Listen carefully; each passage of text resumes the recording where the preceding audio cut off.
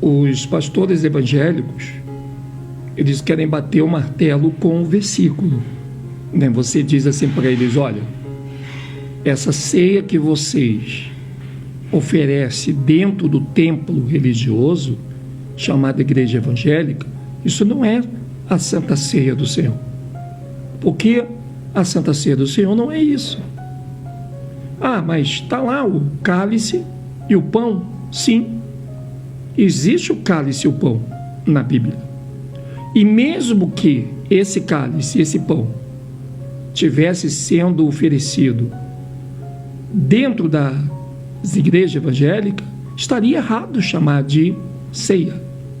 Porque quando a gente lê em Lucas 22, sobre todo o capítulo que fala da ceia, no momento em que ela está falando do pão e está falando do cálice, está falando de dois alimentos que foi oferecido depois de ter ceado, depois da ceia.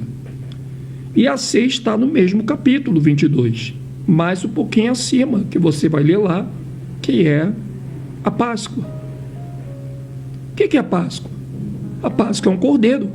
Inclusive os discípulos foram preparar a Páscoa para comerem na ceia.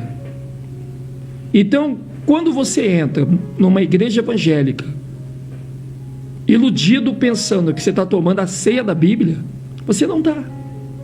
Porque o seu líder religioso também, ele foi enganado em querer manter um ritual de que aquilo é uma Santa Ceia. Porque o pão e o cálice têm um outro sentido depois de ter ceado. Então a ceia é apenas a Páscoa, o cordeiro assado. Eles comem esse cordeiro, eles comem. E onde você vai saber que a Páscoa é um cordeiro?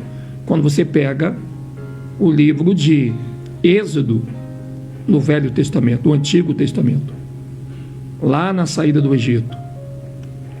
Só que quando você chega num templo religioso, na hora que o pastor evangélico vai passar a bandeja de pão e de suco de uva, ainda que fosse o vinho verdadeiro, mas ele não lê todo o capítulo. E também pelas pessoas não examinar o que elas estão ouvindo e participando, elas acabam errando. E errais por não examinar as Escrituras. Então a ceia não foi dado para ninguém celebrar a não ser o próprio Salvador. E não existe pastor ligado à ceia que ele e somente ele pode fazer.